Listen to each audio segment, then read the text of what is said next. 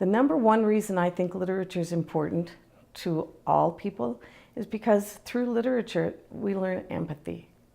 And empathy is about feeling what other people are feeling, getting inside someone's skin and processing what they're thinking and feeling.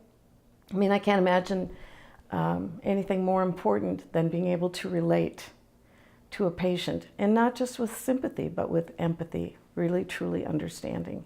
When we read the short story, The Scarlet Ibis, I remember one time I had a young man, 8th grader, who was a smart kid, a good student, conscientious student.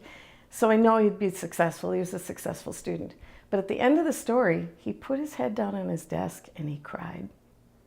And I thought, this kid is empathetic. He's going to be a successful dad and partner and businessman and committee member, human being, because he knows how to be empathetic. I think there is a real concern in today's culture that we're not empathetic enough, that we are more concerned with our own feelings. And I think that it's so important that we remember that being empathetic means being a better human being. It isn't just about relating to patients, or in my case, students and teachers. It's about being able to relate better to colleagues. Somebody who's empathetic will make a better committee member, will make a better group member, because they'll listen to each other and they'll work hard to understand each other, where people are coming from. And wouldn't that be a better world if we all did that? Reading is also a great form of relaxation. I don't know if you caught Doris Kearns Goodwin the other night. She was talking about presidents who understand that you need to let go of stress to be a healthier person. FDR, for example, had his evening cocktail parties because that was his way to de-stress.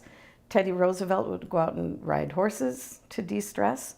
Well, I make a case for reading books, because not only are you doing all the things I mentioned previously about being empathetic and about being a good, intuitive reader, when you read, you escape. And it's such a great way to let go of other things.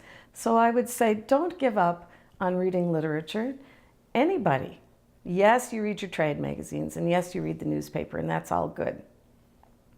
But there's something to be said for literature that will be good for your brain and good for your soul.